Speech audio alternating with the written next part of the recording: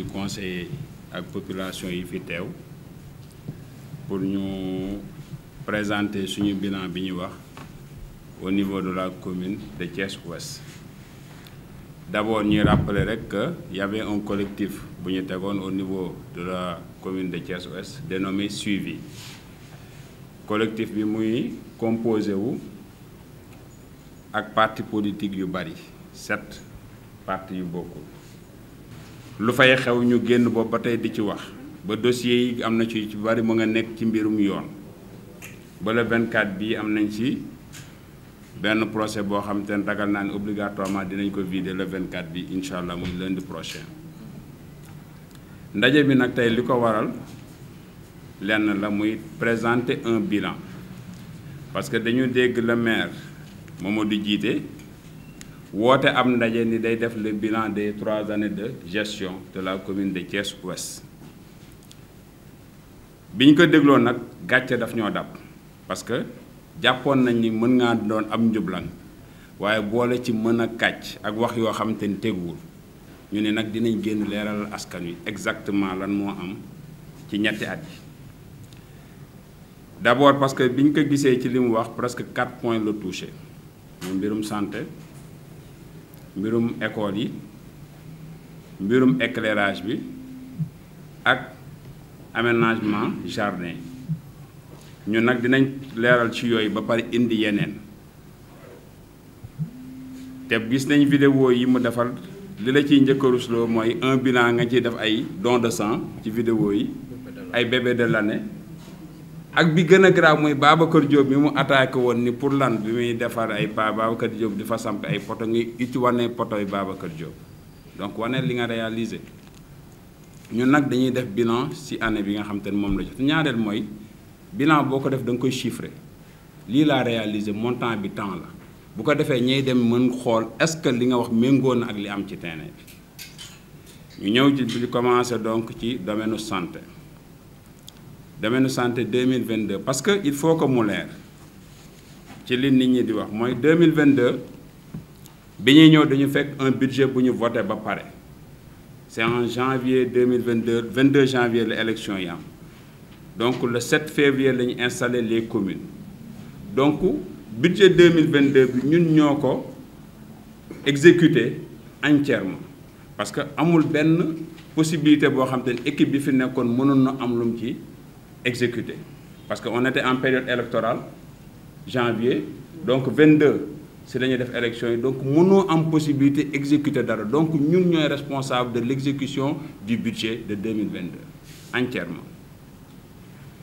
ci mbirum santé 2022 exécuté nañ ci li may wax damaa bëgg ñu xam ne du ay montants yi nga xam te ne moom la ñuy defoon ci budget prévisionnel bi montants yi ñu décaissé utiliser ko. ci mbirum santé utilisé nañ 27 770 000 francs en 2022 muy matériel médical ak produits pharmaceutiques ci secours aux indigents mooy parce que ci rubrique boobu la nekk exécuté nañu 35 millions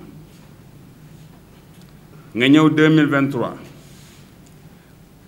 parce que 2022 amuñu woon le budget général il a fallu que bi ñuy def ñu jox ñu le compte administratif si lañu mën a basé pour am le budget général parce que ay virement de crédit la ñu indil ba ñoon ñu présenter le budget parce que dara am lu mu doon maquillé 2023 ci compte de gestion bi fay nañu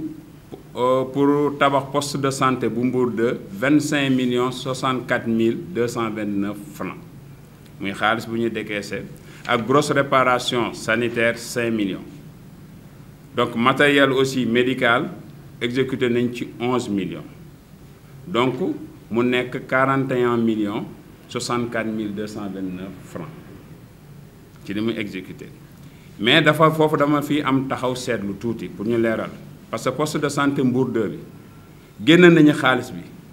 ci compte de gestion bi parce que ñu ngi document yëpp à l'appui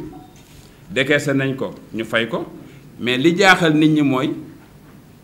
deuxième chaînage bâtiment bi defaguñ ko naka la ñu mën a génnee xaalis pour fay parce que pour nga fay construction wala ouvrage il faut que mu am PV de réception pour wane ni liggéey nga ko donc naka la ñu war a mën a génnee xaalis boobu fay ko te alors que bâtiment bi xaaju la àgg ba tey jii nii bu ngeen demee bâtiment bi kenn daleegu ko ña nga nekkaat di yéegalaat seen élévation la ñu toll ba tey te loolu 2023 ci compte de gestion bi génne nañ ko ba utiliser ko mu ngi nii ko ñu yor ci compte de gestion bi bu ngeen paree après on peut vous les montrer. beneen bi nga xam te ne moom moo ci tegu ci année boobu génne na aussi ci secours aux indigents 60 954 700 francs 60 millions mooy ndimbal yi ñuy ndimbalee nit ñi ci période tabaski yeeg ak fête yeeg et tout ça nga ñëw 2024 mu génne ci fonds PACASEN parce que budget primitif bi prévoir ci dara pour investissement ci domaine santé mais PACASEN la utiliser ñu prévoir PACASEN 52 345 889 francs ci PACASEN pour construction de postes de santé mais li jaaxal ñun mooy même montant bi ñu prévoir woon exécuté ko ci 2023 bi même montant boobu moom la ñu génne waat ci 2024 bi ni tabax nañ ci poste de santé exécuté ko ci kayit yi mu ñu jox parce que moo ñun waxuñu pour wax ni kii moom moo ñu jox kayit yi bii c'était au 26 octobre 2024 pour wan nañu ñun mu ngi nii 52 millions exécuté 25 millions 64 229 donc naka la mën a génnee ci compte de gestion 2023 mu leen ni fay nañ ko ñu utiliser ko ba pare 2024 nga exécuté waat même montant bi ci même poste de santé bi te ba tey donc cela veut dire kon donc da nga ko fayeeku ñaari yoon te travaux yi àggagul benn bi kon fan la dugg wala dafa am budget boo xamante ni da nga ko utiliser yow parce que loolu mooy li ñu ciy jot mooy que ni dafa am budget bu mu utiliser bi coow li jógee depuis 2023 daaw 2024 mu bëgg a fatt yooyu ci diggante 2024 2025 moo tax mu utiliser waat le même montant donc comment on peut décaisser 2 fois le même montant pour un même poste de santé alors que travaux yi ba tey pare wan donc jiite donc nu muy doxalam équipement sanitaire yi mu génne 21 240 000 francs lan la ci def équipement sanitaire amul benn poste de santé bu ñu mën a taxaw ni équipé nañ fa nangam parce que ñun gisuñu ko donc pour matériel matériel médicaux yi nga xamante moom la ñu utiliser 8 millions donc mu nekk foofu 81 585 889 francs pour 2024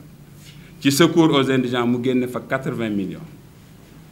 mais li ñu jaaxalaat mooy ci année bii ñu dugg muy 2025 bi parce que 2025 sax duñu si dugg mais dafa am lu mu ci def lu ñu jaaxal nga ni construction poste de santé rez-de-chaussée ak poste de santé mu ngande c'est 25 64 000 francs nga prévoir ni da ngay élévation bi da ngay tabax ci kaw infirmerie ak logement ICP bi nga prévoir ko 65 millions lii ñu war a tabax fondement yëkkati ko ba ci kaw defar ko 25 millions la ñuy tabax ci kaw pour infirmerie ak logement ICP mu nekk 65 millions pour wan leen la donc njubadi gi jiite nekkee di ko def te loolu dinañ ñëw wane ni lan moo ko waral donc pour wane ni donc ci année 2022 2023 2024 li mu dépensé ci domaine santé lii la toll te amaguñ ci benn poste de santé parce que bu dee poste de santé grand standing bi ñuy gis mu wane ko donc loolu EDK moom moo ko defar te plus grave ci loolu dafa ñëw ni 2023 septembre 2023 dañu def virement de crédit mu pour 8 millions pour benn conteneur de 40 pieds waxoon nañu ko fi ci ab conférence de presse mu ni dañ ko may matériel médical boo xamante ni mu waroon a ñëw ñu waroon ko dédouaner à hauteur de 8 millions pour benn conteneur de 40 pieds utiliser na ci 5 millions ba tey jii nii gisaguñu conteneur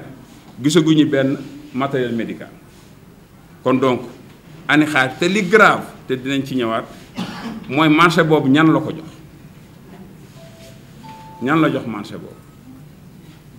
donc parce que jàpp naa ni conteneur 40 pieds defe naa boo ko dee dédouané dañu defal la exonération de taxe donc doo fay douane donc nan nga ci mën a dépasser 8 millions même boo doon fay douane àggul 5 millions ñu exonéré la ko nga mën a 8 millions nga def pour benn conteneur de 40 pieds loolu mooy ci domaine santé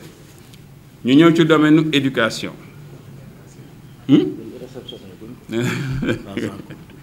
waaw amagul dépensé nga bu ñu évaluer ça fait plus de 200 et quelques millions donc te réceptionné boo dara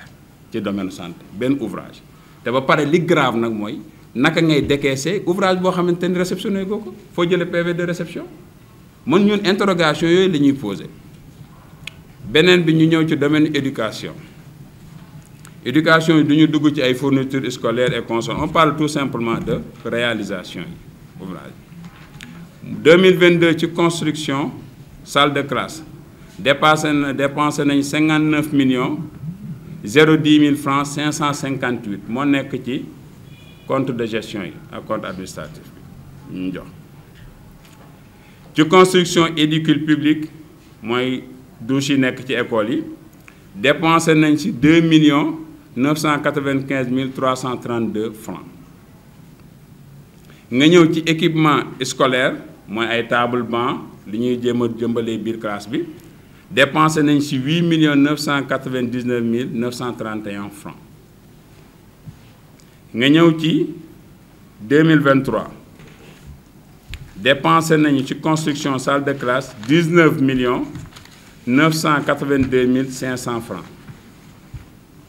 ci éducule public dépensé nañu 25 millions 463 823 francs ci équipement scolaire ñu dépensé 14 millions 475 060 francs ñu ñëw 2024 construction salle de classe dépensé nañu 81 millions 129 057 francs ci éducule public dépensé nañu 22 millions 992 686 francs équipement scolaire ñu dépensé 19 millions 462 441 francs ñu def les totaux donc ci ñetti at yi dépensé nañ ci construction salle de classe 160 millions 122 115 francs boo ko defee ratio bi ci normal mooy benn salle de classe construction bi normal c'est 7 millions donc war nañu defal 22 salles de classe 22 salles de classe parce que boo ko jëlee ci 7 millions même bu fekkee sax dafa def comme moom dafa taamu surfacturation yokk ko ba 10 millions doon nañu defaral 16 salles de classe ani 16 salles de classe benn salle de classe bu pare lay leen wan te Mbour doo la nekk te mu ngi soog a pare ndax barki Dembo Ndiaye on a les vidéos bañ fa demee yeneen salle de classe yi grand standing la nekk mu yokk ko élévation ci kaw yeneen classe yi fi jot a nekk mooy yi nekk route de Dakar bële donc ak Thiès noonu donc yooyu ci mandat Aliou Sow la ñun ñu fekk ko ci année boobu mu jeex donc ça a été donc initié ci mandat Aliou Sow moo nekk Somme moo nekk route de Dakar 2 moo nekk Thiès noonu mais li gën a grave ci lii nga utiliser war ci def 22 salles de classe amoo lu ñetti salle de classe benn bee pare ñaari pareegul te ñaari amul fondement parce que élévation la moo nekk booy dem boo rombee EDCAP grand standing noonu ci kaw moom ngay gis noonu ci kaw ñu yëkkati ko ci kaw école bi noonu yooyu la te xaajagul bay pare mais bi gën a grave route de Dakar 2 bi nekk ci digg dëkk bi école bu amul courant biir Thiès gii nga ni décaissé nga lii ci xaalis te am école bu nekk digg Thiès poto lampe yi wër ko amuñu courant nga ni réaliser nga yow dara dans les salles de classe da nga mën ngeen dem vérifier ji parce que ñun on a fait le tour du terrain nga ñëw ci éducule public yi mooy toilettes yi dans les écoles c'est 51 millions les totaux 451 841 francs divisé ko par nga defar ratio bi par 5 millions par éducule par toilette 10 toilettes la bi fi pare ci Aliou Sow la nekkoon te moo nekk dafa naan sud stade ci Aliou Sow la commencé woon bu ngeen demee HLM et consort benn ba pare fu ñett HLM moo am fële nu mu sotti Thiès noonu du de Dakar 2 donc ak ban beneen noonu amaatoon na beneen troisième bi waaye non Sud Stade boobu fi Sud Stade Aliou Sow la woon Mbour 3 yooyu ñoom ñoo fi nekkoon ci ñu visité dañu nekk construction dalee guñ ko sax waxuma la ak di ko karole te nga consommé xaalis bi wax lu mu consommé la ñu génne ko 51 451 841 francs nga ñëw ci équipement scolaire yi mu wax ni consommé nañu ci total équipement scolaire yi 42 937 432 francs ban table banc la fi am xanaa bu association des ouvriers di defar réparation table de banc bi ñu doon réceptionné barki dem léegi moom jëw léegi lii 49 millions yi pour ay table banc yi ñu war a équiper salle yi ñuy defar fan la dugg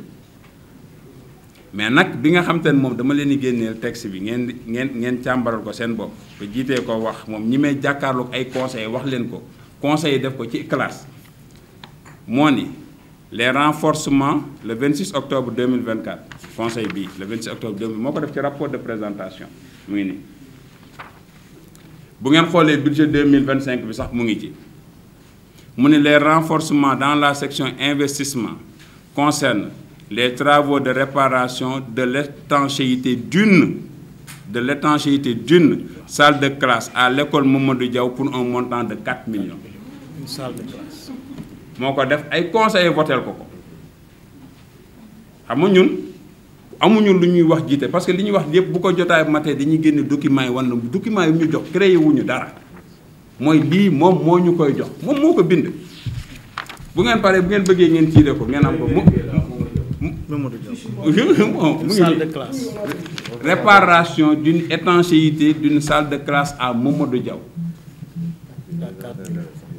te Mamadou Diaw kenn def fa daan ndax anciens élèves yi association ñoom ñooy defar ñoom ñoo fay defar léegi nga bëgg ni da ngay defar réparation ñu voteel la ko yow ay conseil di la ko voteel et dinañ ñëw lan moo motiver vote yooyu ak conseil on va y revenir ñu ñëw ci domaine éclairage ci 2022 le maire consommé na 17 552 900 francs 2023 consommé na donc pour ay pièces de rechange bi et puis xam nga jeu de mots yi dafa neex aménagement réseau électrique entretien installation réseau électrique donc bi aménagement réseau électrique 24 millions aménagement réseau électrique donc 27 millions ay marché yoo xam te ni kenn du gis donc pièces de rechange électrique donc nu mu tudd 5 millions et consort entretien bâtiment éclairage bâtiment public 4 millions 800 et quelques nga ñëw 2024 la même chose les mêmes jeux de mots dama lay defal les totaux des 3 années après donc nga ñëw 2024 parce que 2023 dama lay jox détail 5 412 541 loolu mooy donc moom la def donc pièce de rechange électrique aménagement réseau électrique 24 833 395 francs donc entretien comme installation beneen bi aménagement la bi installation réseau électrique 27 141 767 donc électrification bâtiment public 4 887 059 nga ñëw 2024 la même chose donc aménagement réseau électrique 50 millions te foofu dinaa ci ñëw pour am benn affaire boo xamante ni pour wane pour am lu ma ci wax tuuti ci 50 millions boobu mu def aménagement réseau électrique donc 28 millions installation réseau électrique 38 millions donc pièces de rechange 3 millions aménagement 3 789 000 aménagement donc éclairage bâtiment public donc pour 3 années yi on a consommé 201 millions 124 843 sur les 3 années amoo yow loo ñu wan lu leer dañu wan yu Babacar Diop à l'entrée de Thiès lan nga defar yow ci loolu amoo dara loo ñu ci wan lu dul di ñuy jàppal vidéo naan da ngay def sa bilan di ñu wan yu Babacar Diop xam nga donc njubadi gi si jiit beneen bi nag pour wane njubadi jiite conseil bii passé dañ ko laaj xaalis bii fan la dugg mu ni SMM bi di defar kii di SMM di expliquer ni exécuté nañu marché mooy 50 millions bi mu ni mais marché bi dañ ko transformé en pièce te ba matériel bi mu ngi fii ci magasin bi man ni ko domaine investissement ñu exécuté ko ngeen ni marché bi mën na nekk ci biir matériel bi nekk na ci biir magasin bi ci investissement ci domaine électricité mu ni non dañoo modifier marché bi def ko nu mu tudd pièce de rechange man ko andi pièce de rechange fu mu dugg te ñaare naka nga war a mën a modifier un marché boo xam te ni sur la nomenclature est destinée à l'investissement nga bëgg ko def ci nu mu tudd fonctionnement utiliser ak ay pièces de rechange fan la teg mu ne loolu waaw on a introduit les protocoles on a introduit l'équipe pour se justifier kooku yooyu loolu yow corps de contrôle yi la mais jàppal ni ñun on constate donc un faux et usage de faux parce que donc dans l'administration li ñu voté li nga exécuté bokkul ak ñun li ñu voté ñëw transgression dem nag ci côté jardin yi mooy bi nga xam te ne moom la mujjee wax parce que jardin yi ñun ñaari jardin la ñu am mooy place Sousse mooy bi nekk fii Jules Sagna Blaise Diagne mooy bi nekk fii nii nu mu tëddi gouvernance ah bu Sénélec bi moom laal ñu fa dara parce que Aliou Sow la woon moo ko defaloon ne constat ak bële mu deux voies Boubacar Sall yi dem prison ba on a consommé 59 559 814 francs te nee na pareegul parce que loolu première phase bi la ci 2025 bi dugal na deuxième phase pour loolu lan lañ ci réaliser ñu te ci biir jardin dañ fa gis lu am solo bi ñu demee visite ay promoteurs yu ñu jox pour ñuy exploiter et les promoteurs bi ñu leen interroger ñoom ñu ni ñoom mairie bi da leen ko jox en contrepartie ñoom ñu ko aménagé donc aménagement maire que la fan la jëm fan la ko dugal léegi nag loolu nag dañuy ñëw dugg si parce que bu kii bi nu mu tëddee bu kii bu gouvernance bi mooy Blaise Diagne bi le bâtiment en face le gars dit il a conclu avec le maire pour finaliser les aménagements pour que mu am parking maire bi daggal ko genn wàll jardin pour que mu def ko parking bâtiment mais ñun li ñu jaaxal mooy dans tout ce que ça amul benn yoon bu maire bi ñëw indil ñu biir conseil une délibération pour loolu construction yooyu ba ci Barthélemy bi mu taxaw def ko lancement bi à grande pompe ni xaw ma day def boulevard Barthélemy nangam ak nangam consort 100 millions lañ fa def et tout ça dem leen Barthélemy xool lan moo fa changé ba tey suñu 100 millions fan la dugg ah jalu suuf bi mais jalu suuf yi non waaw d'accord naa am na ay jalu grava d'accord naa parce que def naa yenn koñ yi ñuy doon pavé xaw ma lan suuf soosu ñuy toon def naa moom lañu doon jël di sotti léegi ci boulevard loolu moom daal la kon dañuy fay ñooñu ci 100 millions yi ci Barthélemy bi c'est 100 millions. En tout c'est 3 fois on a voté. non voté nañ fa 3 fois donc mais lancement bi nee na 100 millions la fay def léegi ñun li grave ci foofu mooy ñun dafa am loo xam te ne loi bi daf ko wax ni booy defar construction wala nouvelle construction dafa leer mënoo cee def dara commencer ci lenn te présenter woo au conseiller le devis et le plan architectural pour que ñoom ñu mën a valider ko avant que ngay commencer parce que loolu daf ci article 227 la moo ko wax parce que lan la ci jublu daf ko indi ci article 228 du code des collectivités locales ma wax le 227 le 227 dañu toute nouvelle construction ou reconstruction dans le compte pour le compte de la collectivité locale ne peut être faite que sur production donc de plans et devis mis à la disposition des conseils de la collectivité mosul am donc li ñuy jaaxal tamit ci loolu naka la loolu mosuta am ñuy def ay procédure bay décaisser xaalis te amul ci pièce comptable yi une délibération boo xamante ni dafa valider plan bi parce que loolu li tax loi bi wax ko di ko indi ko daf ko yaatal ci article 228 bi parce que dañi parce que bu fekkee dafa am travaux yoo xamante ni dafay dugg délai bi dafay dem ba dugg ci beneen at bi conseil bi am na possibilité pour voter ko en 2 tranches au lieu que mu voter ko globalement pour fay ko mën na ko voter en 2 tranches bii mu def ko xaaj bi ci année bi beneen xaaj bi mu def ko ci beneen année bi nga koy terminer parce que aussi ñoom avec le bureau municipal ñoom ñooy contrôler l'exécution des travaux donc mais amul fenn foo xamante ni ci biir conseil bi loolu mës na am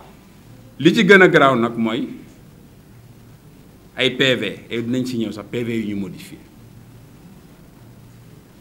parce que loolu dama siy ñëw ci dernière kii bi nga xamante ni moom la ñu mujjee def conseil bii passé parce que bi ñuy terminer suñu conseil bii passé on avait refusé de voter donc parce que code bu bees bi nouveau régime financier bi dafa am lu mu définir ci ni ñu war a doxalee pour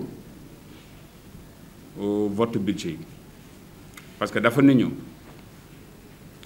article 48 ci nouveau régime financier bi dafa ni ma wax ko mu leer ñu dégg ko dañu le projet de budget présenté au vote du conseil de la collectivité territoriale est obligatoirement accompagné des documents ci-après. L'inventaire des biens mobiliers de la collectivité locale, l'état du personnel en service à la date du vote du budget présentant le montant annuel des charges du personnel par agent, l'état motivé des propositions de création nouvelles ou de maintien des postes vacants, le procès-verbal du débat d'orientation budgétaire et des engagements pluriannuels de la collectivité territoriale, la liste des organismes et regroupements dont la collectivité locale est membre, le tableau récapitulatif des emprunts et des dettes. mu jox ñu ñett bañ ñoo jox yeneen ñett yi ñu bañ a jox ñu ngi nii mooy état des charges annuelles par agent ba sous-préfet bi imposé ko ni ko daf ko war a joxe boobu beneen bi mooy l'état motivé donc des créations d'emplois nouvelles ou maintien des postes vacants ak tableau récapitulatif donc des dettes et emprunts mais ci biir foofu li mu ñu jox ci biir kii dafa am ñaar bu ci am benn bi daf ñu jox 103 contractuels bu mu ñu jox ab liste bu am 103 contractuels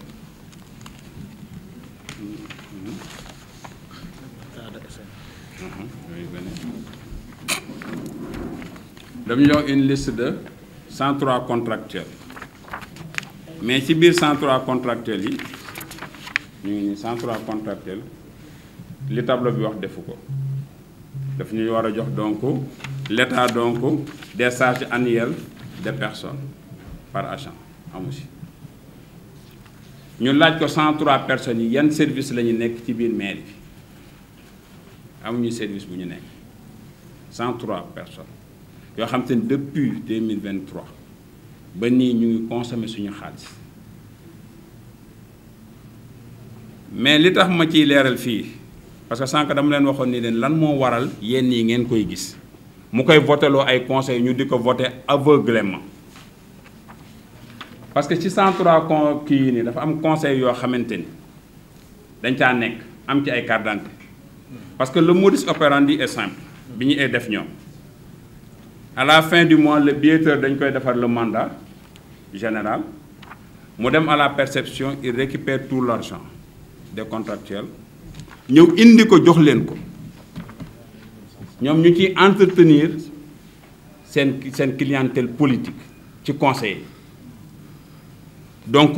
moo tax mënuñu la diw ci biir service la nekk wala parce que nekku ci c'est du fictif pour entretenir donc des conseillers pour que bu ñu leen voteloo ñu voter à l'aveugle moo tax un conseiller ñu leen voteloo 4 millions pour réparation d'une étanchéité nga voté ko à l'aveugle ci dóor askan bi c'est grave donc des conseils yu ànd ak maire di manipuler di utiliser xaalisu askan bi sur leur dos loolu moo am ci biir maire yi loolu mooy bilan jiite ak des marchés yu ñuy jël di ko jox des conseillers dem leen ngeen gëstu marché Puisard bi ñu waxoon parce que Puisard entretien Puisard rek 7 millions kan lañ ko jox benn conteneur 40 pieds 8 millions kan lañ ko jox non donc excédent des services concédés kan lañ ko jox parce que mënoo ni am personnel temporaire de nettoiement 100 ba pare excédent des services concédés nu mën a nekk un marché nga ko externaliser c'est pas possible mënoo am des agents de nettoiement ba pare di fay service concédé di ko jox marché keneen donc loolu mooy li nga xamante ni moom la jiite di def ci biir commune moo tax ma di leen wax léegi ni leen dinaa si ñëw parce que xam nga yanuwul maana ñu naan la lii ñuy wax ñun waxuñu ko pour suñu bopp mais des conseils municipaux ñëw toog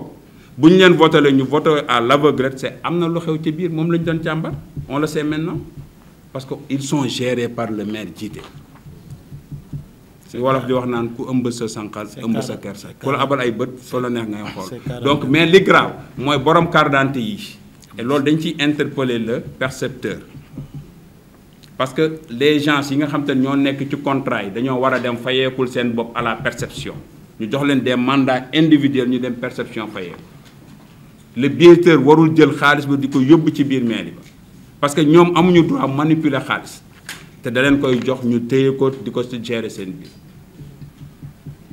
donc loolu mooy le problème majeur et loolu dañ ciy interpeller les autorités par rapport à ça beneen njuuñ njaaj bi gën a grave mooy bi mu ñu présenté liste permanente yi daf ñu présenté ci biir document yi une liste de 32 agents permanents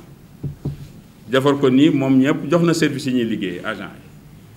mais joxuñu seen ay charges annuelles par agent bi coow li baree ci biir salle bi le sous-préfet ni ko il faut que nga defar ko jox leen ko mu dem indil ñu beneen liste bu 35 agents donc diggante bi préfet bi mu waxee bi préfet waxul woon 32 lañ jox préfet wax mu jox ñu 35 mais ci biir 35 dafa am yu grave yu ci am parce que dafa jël son secrétaire municipal mu dugal ko ci biir def ko agent permanent mu defal ko charge annuelle am 3 363 792 francs mooy ces charges annuelles alors que ñun ba ñuy voté ba tey dañuy voté le secrétaire municipal yéeni ay charges am parce que secrétaire municipal dañ koy voté ay charges am parce que charges yi ñu koy voté rek ci biir budget bi il a une indemnité de suggestion de 1 200 000 francs par an. Il a une indemnité de logement de 1 800 000 francs par an loolu boo ko defee somme muy 3 millions mu teg ci beneen indemnité forfaitaire globale mooy indemnité kilométrique de 1 800 000 francs muy 4 800 000 francs mooy ñun moom lañ koy voté minimum nga présenté ñu ko fii ci rapport bi ñu jox charge annuelle am 3 363 392 780 donc c'est du faux beneen bi gën a grave ci biir mbir mi mooy c'est un agent de l'État qui avait donc pris une disponibilité on a présenté donc devant le maire ñu présenté ci maire conseil ba le passé 26 octobre bi ni ko kii reprendre na service au niveau de la poste depuis le 1er juillet 2024 donc amatul droit nekk ci biir conseil nekk suñu secrétaire municipal te ma ngay dem di cumuler les deux postes et c'est illégal tegul fenn c'est le secrétaire municipal ba génneel ko note de prise de service on a la note de prise de service jox ko biñ ñëwaatee bii pas conseil bi ñu rappeler ko devant le sous-préfet ni amu ci droit mais bi ñu demandé seetuwaat le sous-préfet dafa ni ñu le secrétaire municipal nee na dafa démissionné man ko su démissionné amatul droit fay ak suñu indemnité parce que indemnités yi sont allouées aux agents de l'État parce que boo jëlee disponibilité li ngay jox indemnité yi amatoo droit di ko fayeeku et ba tey mu ngi koy continuer di ko fayeeku ba pare wëlbatiku muy percevoir indemnité forfaitaire globale muy indemnité kilométrique di ko percevoir ba pare nga jël suñu oto mairie jox ko ko donc parce que tout simplement bu ñëwee conseil day imposer ni SM moom moo koy defal procès verbal bi et le procès verbal est tellement modifié mu ngi nii un procès verbal bu amul signature kenn et tey ñu ngi soog a sant yàlla ba ñu nekkee mairie ba tey ñu am accès à un procès verbal te il a fallu ñu bind ay correspondance bind sous-préfet bind insister pour ñu defal ñu faux procès verbal falsifié boo xamante ni non je vous dis xam na moo dama leen procès verbal falsifié dafa ñëw ñun li ñuy wax mu changé ko man donc damay résumer rek ci bu gàttal bi nga xam te noonu la fi naan la wax monsieur Ousseynou Gueye lan la on voudrait que la session soit déroulée en respectant les lois et règlements en vigueur wax ma loolu de ci bi ma wax bi ci mujj dama ni maire code bi lii la wax ñett nga ñu jox ana yeneen ñett yi ci yi ma doon lax ci bi jox doo wax ma règlement respecter règlement yi de dama laaj des points précis et des questions claires donc cela veut dire kon donc il modifie tout ça et modification yi dafa ñëw ci budget yi nga xam te ne moom lañ ñu jotoon a présenté parce que léegi maa ngi dégg sax Babacar di tooñ naan le maire nee na def na budget bi yóbbu na budget bi xaw ma à 1,5 milliard xaw yóbbu na budget bi à 1,5 milliard mais xam nga li grave ci faux yi maire def en 2023 dañu defar un budget jarul sax may budget baa ngi nii 2023 budget baa ngi nii mais bi gën a grave kii mooy c'est le mooy kii bi nu mu tuddati rapport de présentation ça c'est le rapport de présentation du budget de 2023 mu ngi nii moom moo ko bind. Il est équilibré en recettes et en dépenses à la somme de 869 117 400 moom la wax 2023 moo nekk nii. nga ñëw ci rapport de présentation compte administratif bu 2023 bu nekk nii mu ni ñu le taux de recouvrement global des recettes pour l'exercice 2023 s'élève à 1 milliard 63 millions 161 999 pour une prévision globale budgétaire de 1 milliard 429 591 345. Fii tu nous dis un budget de 869 millions, fii tu nous dis un budget global de 1 milliard 400 et quelques. ñu wax ko loolu mais nga ñëw indil ñu benn rapport di ñu ci wax naan ñu xam nga man damay wax ni jiite nee nañ ma c'est un juriste mais dafa naa ne man mi dul juriste moom naan jiite war naa xoolaat boppam ci en tant que juriste par rapport à certaines choses. mu indil ñu des pièces justificatives pour wane ni ñu donc lan moo ko waral mais li ma jaaxal mooy fii dafa wax les reports des fonds en fonctionnement se chiffrent donc à 72 millions donc de trésorerie en fonds propres et en fonds de dotation nangam report à nouveau pour ligne de budget fonctionnement et fonds de dotation jiite képp ko sañ a def ci àdduna ci gestion. report à nouveau ci fonctionnement ak fonds de dotation wër leen ci àdduna bi jiite képp ko sañ a présenté le fonctionnement c'est par an kenn du ko reporter li ñuy reporter c'est l'investissement mais fonctionnement bi bu jeexee d'abord mooy bu fekkoon sax da nga am excédent de recouvrement ñu ne à la rigueur mais tu n'as pas un excédent de recouvrement ci papier bi ñu jox sur la prévision de 1 milliard 400 bi nga wax tu as recouvré 1 milliard 61 donc naka nga mën a amee donc un excédent pour mën a dugg sax naan da ngay reporter fonctionnement rawatina fonds de dotation sur les compétences décentralisées fonds de dotation bi ñu la jox nga war ko allouer dans un domaine précis nga ñëw ni da nga ko reporter pour année prochaine yow war nga revendiquer yow lan ngay xeexal commune bi ko les communes se battent pour dire que ni les fonds de dotation dafa tuuti parce que 9 compétences li ñu leen jox dafa tuuti yow ngay reporter naan da nga reporter ak percepteur bi validé lii Donc pour vous dire en résumé avant que donc mon collègue di ñëw di def kii en français donc li nga xamante ne moom laa leen wax en résumé mooy que ni njublang ak njubati ak luubal alalu askan bi la fi jiite nekk ci këyit yi ñu jox nag liñ ciy tënk mooy suñu coow li commencé daaw la bëgg a fay ay njuñ njaajam te boo résumé da ngay xool ni bi jiite jàpp nañ ni am na budget bu mu lekk entre 2022 ak 2023 boo xam te ne mu bëgg ko corriger ci 2024 ak 2025 moo tax muy def ces manœuvres yi nga xam te ne à outrance yoo xamante ni kenn xamul ban jeu ak ban gymnastique financière lañ koy defee kenn mënu ko maîtriser parce que même loi bi ak code yi kenn xamu ko da nga koy topp ba finalement tu te perds et man loolu nag jaaxaluma mooy ñaari mbir moo ma si jaaxal bi si njëkk mooy les structures financières yi nekk fii nga xam te ne ñoo war a valider loolu ba pare ñoo war a fay loolu comment ñu mën a fermer les yeux par rapport à ça beneen bi ci tegu muy autorité étatique yi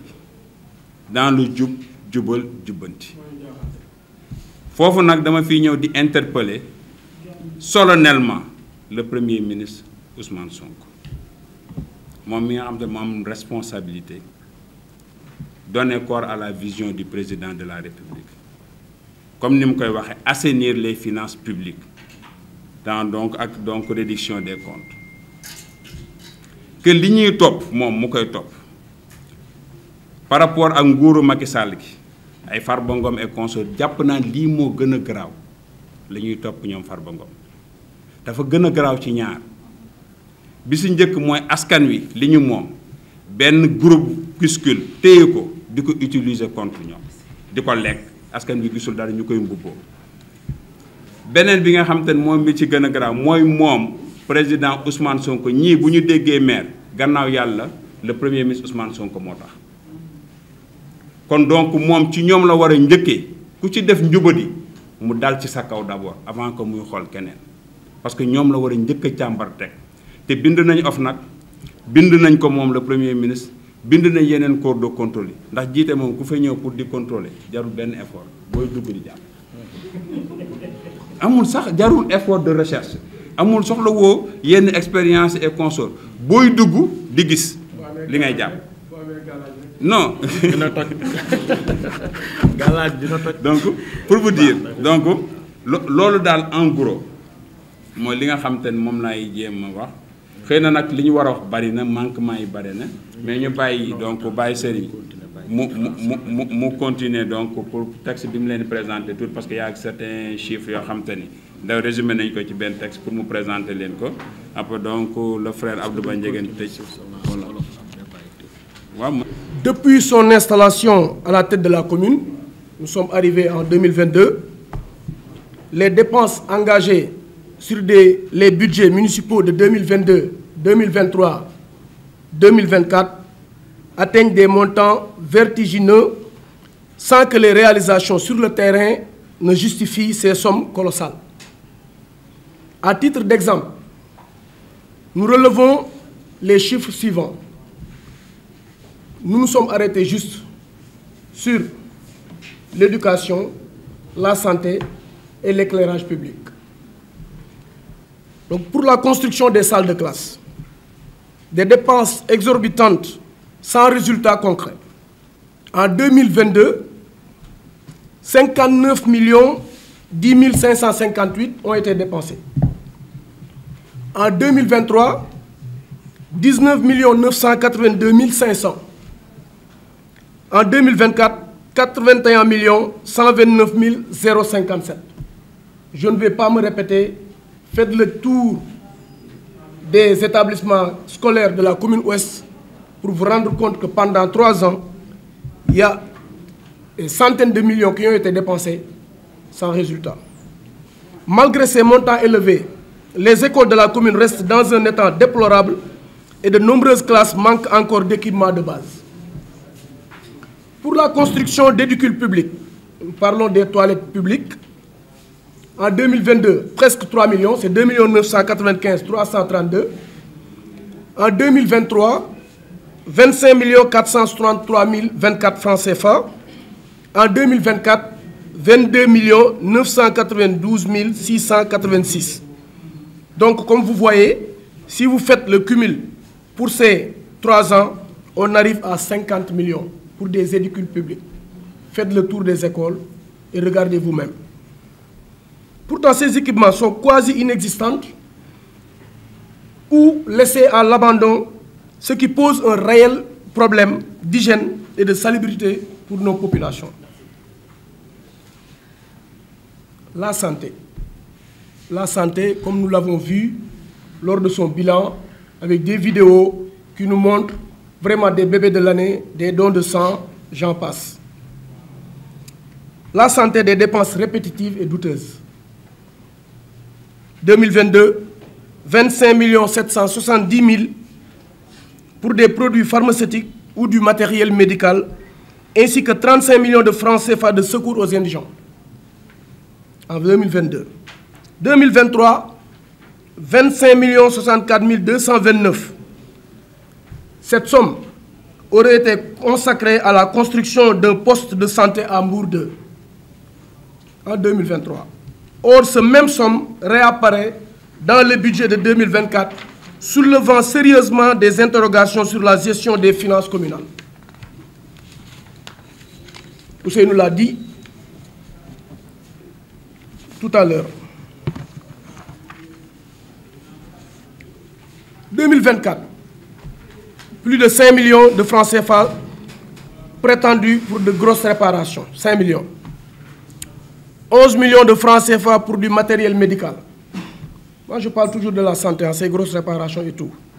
52 345 889 pour d'autres équipements sanitaires. Encore secours aux indigents, 50 millions. On y rajoute 28 millions, puis 2 millions. Ce qui fait presque 80 millions. Et cette somme d'argent a été budgétisée sans aucune transparence sur leur utilisation effective. Des budgets fantômes et des incohérences criantes. En plus de ces montants excessifs, nous dénonçons également l'octroi abusif des jardins publics et à des investisseurs privés, alors que des budgets ont été alloués pour leur réhabilitation. Ce double détournement financier et foncier constitue une injustice flagrante et un manque de respect envers les citoyens de Thiès-Ouest. Aujourd'hui, tout projet doit être présenté au conseil municipal et soumis au vote. Et nous n'avons été au courant d'absolument rien de tout ça. Nous exigeons des explications claires et une reddition des comptes immédiate sur l'usage de ces fonds. Nous appelons également les autorités de contrôle. On l'a dit tout à l'heure, à commencer par le Premier ministre Ousmane Sonko, l'Inspection générale d'État et la Cour des comptes à se saisir de cette situation et de diligenter un audit sur la gestion municipale. Les populations de Thiès-Ouest méritent une gestion transparente, responsable et orientée vers leur bien-être. Nous ne resterons pas silencieux face à ces abus et continuerons à exiger des comptes pour une gouvernance locale plus juste et équitable. Merci beaucoup. Def complément d'information pour résumer. Sur les pavages, on a oublié, on a dépensé 175 millions 2022-2023. On a dépensé 175 millions pour les pavages. Tout récemment, le nous devons commencer à réaliser boulevard Serigne Saliou Touré. Te ay poche les réaliser, te bo xolé qualité pavage yi baxul. Kon on a voté 175 millions pendant les 3 ans. Te gis ci compte gestion, on a vu qu'on a utilisé cet argent. Xaliss bobu anam. Benen bi, je pense sur les terrains, il faut y revenir ici. Monsieur le maire Mamadou Djité, en personne, il y a 15 terrains qui sont d'après les informations, il y a complice conseil am na yeneen terrain yu ñu lotissé Thiès noonu dañ ko fàtte am na si ñun si interpellé pare lotissé nañ ko ba commencé di jaay terrain yi di ko joxe muy information boo xam vérifier nañ ko Bécaye mën na ko confirmer. Bon sur les jardins publics wax nañ ko Mamadou Djité jardin public yëpp on a voté un budget de 59 millions et poussière Mamadou Djité commercialisé na jardin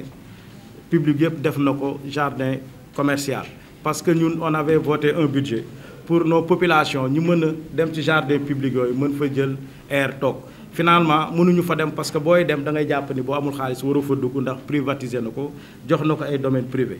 Mamadou Djité li ñuy demandé jubal jubanti ndax li ñu fi wax répétition day am bàyyi li mu wax ak yi doon ñun on demande purement et simplement l'État du Sénégal un maire bi nga xam ni bi muy ñëw Thiès ñëpp xam nañ ni mënul woon sax jënd Jakarta tey sa maire la boo demee bay am des immeubles am ay centaines de millions yore xaalis bu bari te amul benn emploi bu dul maire ça montre que gestion bii ñuy wax am na année 2022 2023 plus de 900 millions de budget yoo xam ni da koo lekk mooy non il chômait da ko doon wax rek da doon donner des cours domicile titre pour officiel si maire la ko amee tey jii si Mamadou Djité devenu un multimillionnaire di jënd ay immeuble di jënd ay kër gauche droite di ko nëbb ça montre que li ñuy wax si moom mooy gis suñu réalité Thiès Ouest li ñuy wax ñun ku ñu xam ne nous sommes des responsables on crée pas des mots du ñu wax lu ñu xamul del leen seen caméra yi ngeen dugg Thiès Ouest ngeen def porte à porte def proximité ngeen xool amul benn réalisation depuis 3 ans bu commune bi réalisé début à la fin réceptionné ko amul gisuñu ko te nag am na investissement yoo xam ne bu fekkee dañ ko gas ci suuf def ko ci compte ñi wax ko mais bu dee réalisation yu nit di gis Babacar Diop lamp kenn du nit lamp def ko ci dëkk bi loo ko mën a contre loo mën a wax ci Babacar Diop ndoo ni Thiès Babacar def fi lamp parce que c'est visible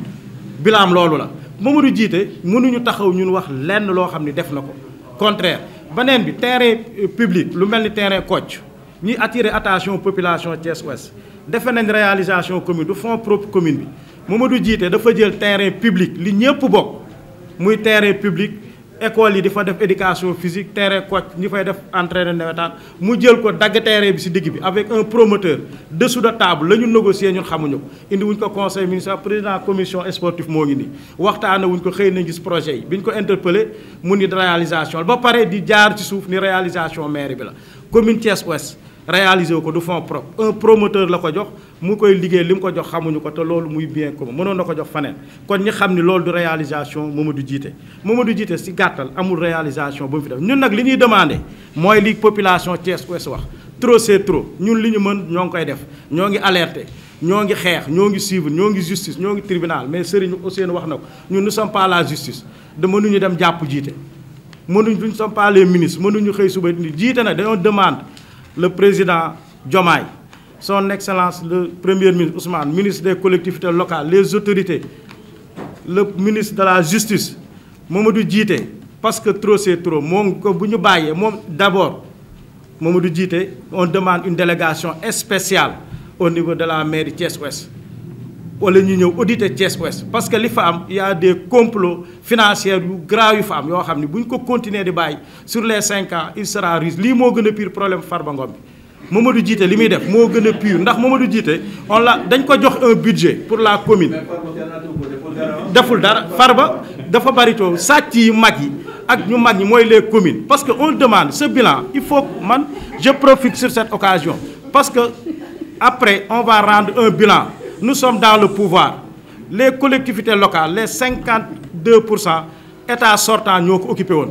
muy le parti de Macky Sall ñoo yore les communes les maires là xam nañ ni ils sont dans leur dernier mandat bu ñu leen fi continuer di bàyyi on demande une délégation à tous les maires du Sénégal parce que ce bilan bu ñu continuer ñoom maires yooyu yëpp xam nañ ni ñoom du ñu amaat beneen mandat ils vont essayer de nous mettre en mal avec la population ba pare sàcc alalu askan bi dem seen yoon boobaa résultat yi day dal suñu kaw ñu ni liggéeyuñu commençant par Mamadou Djité ak yeneen maire du Sénégal on demande le premier ministre d'anticiper les élections locales ñu mën a jëlaat maire bi parti au pouvoir téye communes yi mën a liggéey parce que ñii yore commune bi il se cherche de l'argent xaalis moo leen fi indi loolu ñu koy def demande on demande une délégation spéciale c'est la commune Thiès Ouest qui le dit ñun ñuy dox di déglu nit ñi ñoo ko bëgg ndax benn dem nañ élection Thiès Ouest ñun na dañoo amul esprit démocrate mais bu fekkoon dem nga élection jiite une commune jël 6e ci élection présidentielle en tant que maire da nga waroon a rendre ta démission xam ni yow commune bii nga nekk bëgguñu la nga dëgër bopp dem local tu n'as même pas 500 voix nga gis ni toujours ce résultat day gën a waaj nga war a xam ni yow commune bi waxuma Thiès de commune Thiès Ouest laa nga war a xam ni yow commune bi nga diriger ils ont tourné nañ la le dos waxatuñ ci yow. il a compris ça léegi benn objectif la am commune bi bàyyi nañ ma population bi bàyyi nañ ma dootuma am mandat bii mooy sama dernier mandat mais damay profité am ci alal moo tax montage yi yëpp mu koy def loolu nag lañ ni ñun suivi duñ ko bàyyi on va le suivre